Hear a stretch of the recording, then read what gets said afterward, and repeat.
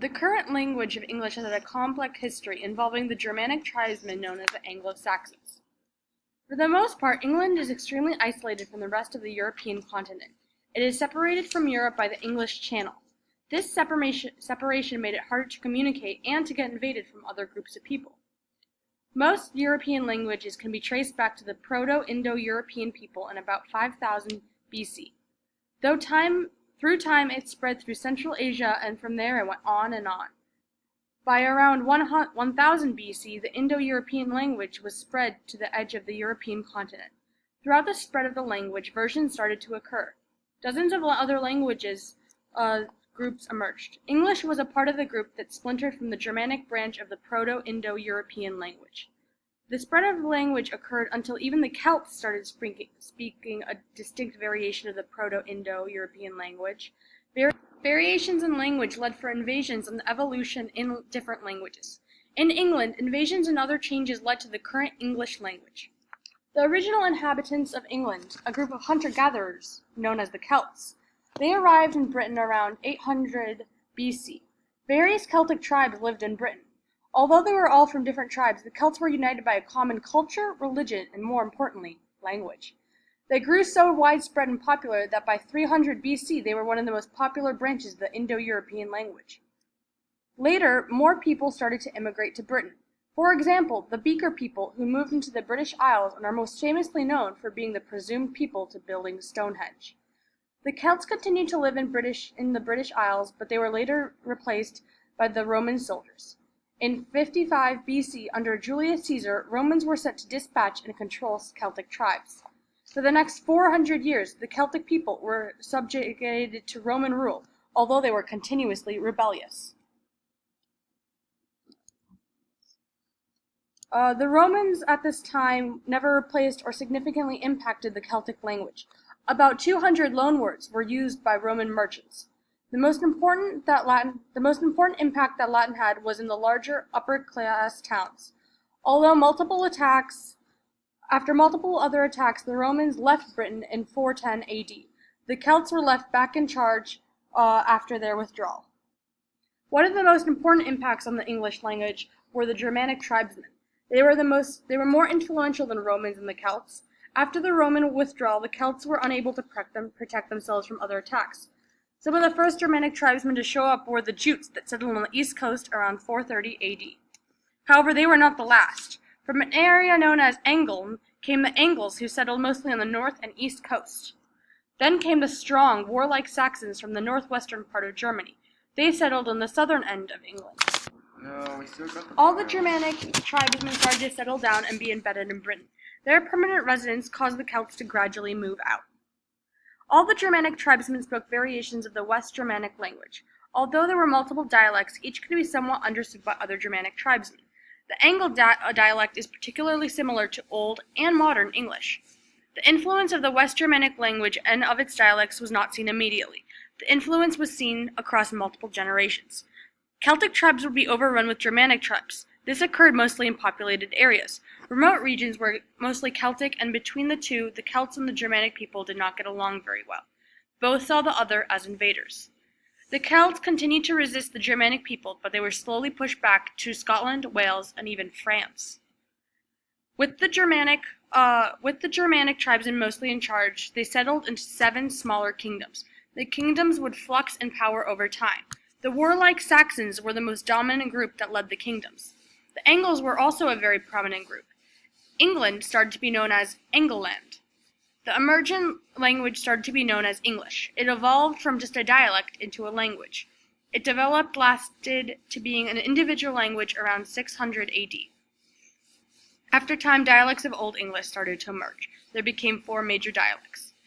In 597 AD, another invasion occurred. This was of a religious kind. 50 missionaries were sent from Rome to England to convert the pagan Anglo-Saxons into Christianity. The spread of the Christianity caused differences in culture and literature. Previously, the Anglo-Saxons had used runes as writing. However, Christian missionaries introduced the Roman alphabet. Rune sounds were even incorporated into the new language. However, many of the new words within Old English were just related to religion. There wasn't much else added to the Old English language. Later, in the 8th to 11th century, there started to be a boom in literature. Anglo-Saxon poems became popular. Old literature helps linguists understand how English has changed. For example, Old English had nouns with 3 genders that could be inflected for up to 5 cases. After time, these types of things have disappeared. As time passed, Old English evolved as well. For example, in the 6th century, the Anglo-Saxon sk changed to sh. Another example is the vowel shift of the 7th century. Sounds started to be more pronounced in the front of the mouth. The most affected vowel was I. Anglo-Saxon words eventually died out. About 85 of the 30,000 of the Anglo-Saxon words disappeared. However, some of the most important modern English words come from Old England, even though the pronunciation and spelling may have changed. In the 8th century, Vikings started to make raids along the east coast of Britain. Vikings were vicious, and eventually the Anglo-Saxons signed a treaty with the Vikings. The Norsemen were given control of North and West England. The Vikings spoke Old Norse, which was somewhat similar to Anglo-Saxon due to it being a Germanic language. The accents and pronunciation in modern northern England was influenced by the Norths. Scandinavian words were gradually introduced. These words are still extremely used. After Viking raids, the English language started to get more cemented. English slowly evolved into the language it is today. Old English is developed from a Germanic language. It is from a branch that includes Latin, Indo-Aryan, Slavic languages, and Greek. It is mostly closely related to Northumbrian, West Saxon, and Anglian dialects. It was also affected by the language of Vikings and Norman invaders later on. Most of the vocabulary from Anglo-Saxon Old English derived from the Germanic language. Prior to the invasion of Germans, people were speaking a mix between Celts and Roman languages, which had some impact on vocabulary. The religious vocabulary associated with Christianity was influenced by Latin. Over time, the Old English vocabulary began to disappear due to the influence of Vikings and Normans. Only 1% of Old English vocabulary remains in the modern English. Old English categorized their nouns using gender. These gender refers to nouns that are masculine, feminine, and neuter. Keep in mind that it is used for grammatical usage and has nothing to do with the biological gender. Unlike case endings or numbers, genders are fixed and never change. For example, guman, meaning man, is considered to be masculine. Jifu, meaning gift, is considered feminine, and skip, meaning ship, is neutered. Each noun has its own gender, so they have to be remembered by their gender. The noun's ending can vary a lot of times. First, you have to figure out the case, such as nominative, accusative, etc. You would also have to determine the number of the nouns, whether it is singular or plural. Lastly, you would have to consider the gender of the noun. After all of that, you would get the endings for a noun. Take jifu, for example. The cases, which are nominative, accusative, genitive, and dative, has to be taken into account. Then you can see that they are split into singular and plural. Much like we add s to a plural noun in modern English, Old English completely changed the word. As you can see, jifu is singular and jifa is plural. Finally, the gender is taken into account. From all of those criteria, a declension chart can be created. Old English used letters that we don't use in modern English, such as these symbols. This symbol, meaning thorn, in Old English, in Old Runic alphabet, futhark. It is pronounced tsa, and even though modern English doesn't use it anymore, there are still places such as Icelandic that use it. Over time, thorn is replaced with th because it looked identical to the Gothic style script. This symbol was used in Old English as a substitute letter when transcribing to Latin letters.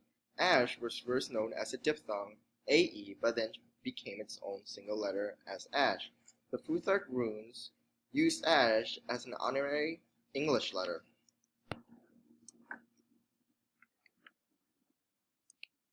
This symbol originated from Irish and means eth. S is related to thorn, but the th is pronounced differently. An example of eth would be thought or thing, and thorn would be this or them. You can hear that there is a difference between thorn and eth. In Old English, both thorn and eth were distinguished based on the pronunciation but over time, F slowly disappeared as more people pronounced thorn or bow.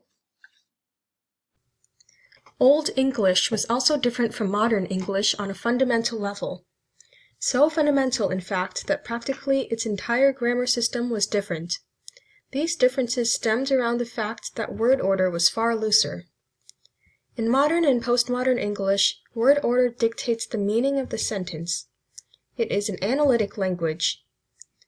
The words must be organized in such a way to match the tense of the action. Generally, they form a subject-verbs-object order, though with different tenses it can change to something like object was being verbed by subject. However, no matter what, the word order describes the relationships, meaning, and grammar of the sentence. In Anglo-Saxon, on the other hand, the meaning of the sentence is only partially dependent on word order. It is known as an inflected language. This means that it relies on the endings of words to describe relationships, grammar, and meaning. The different case endings of words told the status of the word, whether it was a subject, object, or something else. This inflection was very prevalent in nouns and adjectives. Nouns of Old English were fully inflected. They had 4 possible case ending groups, and the endings of the word would change to indicate relationship, although the word stem remained fixed. These cases were nominative for the subject of the sentence, genitive to indicate possession, dative generally to indicate the recipient of something, and accusative for the object. This feature puts Old English between Latin, which had 6 cases, and modern English, which simply has the subjective, objective, and possessive cases. The element of grammatical gender also had a place in noun inflection. Gender was also mostly indicated by the ending of the word. The way this worked was, not only were there case endings, there were 4 sets of them in Old English. These different sets were known as declensions. They were known as the masculine A, such as the one seen in this chart, neuter A, feminine O, weak masculine N, and weak feminine N declensions. As the inflection of a noun changed by case and number to fit the situation, its associated gender always remained the same. Because gender was demonstrated through the endings, when the system of inflections weakened around the 14th century, the element of gender disappeared. As previously stated, inflections of nouns also demonstrated number in their endings. There were 2 sets of endings for each declension to indicate whether the noun was singular or plural. Adjectives were fully inflected as well. They had strong declension endings, such as those in this example, when alone or describing a noun, and these were a mix of noun and pronoun endings. They also had weak declensions, when the noun followed a weak noun pattern. Adjectives always followed the same case pattern as the noun they described, something known as case agreement. For example, they would both be in the nominative case, both in the accusative case, and the like. They would match regarding number as well. The gender of an adjective also corresponded with the noun. Adjectives display another way that word order in Old English differed from modern English. While word order was generally much looser in Old English, as stated before, it still mattered a little. Particularly, adjectives had to be adjacent to their noun. In the case of multiple adjectives corresponding to a single noun, one or both of the adjectives could come after the noun, unlike modern English where both come before. Old English wasn't really a set language, or at least it didn't start out that way. Rather, it was a classification of the 4 main dialects spoken in that area. These dialects include Northumbrian, Mercian, Kentish, and West Saxon. That said, these dialects did not just appear as soon as the Germanic peoples invaded. However, they developed as different groups of people began to distance themselves from others, and formed smaller circles of communication. This formed a better environment to create variations of the same West Germanic language they spoke in their homeland. While many other dialects may have existed in the smaller communities around England, later years established 4 main dialects that were spoken over the 7 kingdoms in the area. The Norse saw the rise of Northumbrian, a language with Old Norse influences that was spoken around the Angle territory of Northumbria. Mercian, the main dialect spoken in and around the Midlands, which was also Angle territory. Kintish, which is the main dialect of the Jute invaders, and West Saxon, the main dialect for Old English. Spoken around the Saxon territories of Essex, Wessex, and Sussex, the dialect eventually expanded to the surrounding territories as the West Saxon people grew in power. West Saxon becoming the primary dialect of Old English can be attributed to the warlike quality of the Saxons. After arriving in England, the Saxons began expanding their territory, eventually forming their own nation and establishing political dominance over the others. Because of how prominent the Saxons were, most written communication was in West Saxon dialect. They eventually occupied their own kingdom in this country called Angloland, or Angloland, meaning land of the Angles. This may sound familiar, or it may even remind you of other modern countries. That's because the name Angloland is where we got the modern-day reading of England. West Saxon was the popular dialect of the Anglolanders until around 600, when its identity changed from a dialect to a separate language. This new language was called Englisk and eventually became the standard Old English for most people of the region. This was because it had the most power backing it in the form of the Saxons' military power, along with the highest population of speakers. English as a language was vastly different from the English we know and use today. This happened because of multiple factors, from invasions from outsiders with different languages to taking written characters from Greek, Latin, and other older sources. Old English had a different grammar structure, different dialects, and even used different characters than the English we know now. Looking back into the history of our language and comparing it to modern English paints a vivid picture of how our language, like many other languages, has evolved.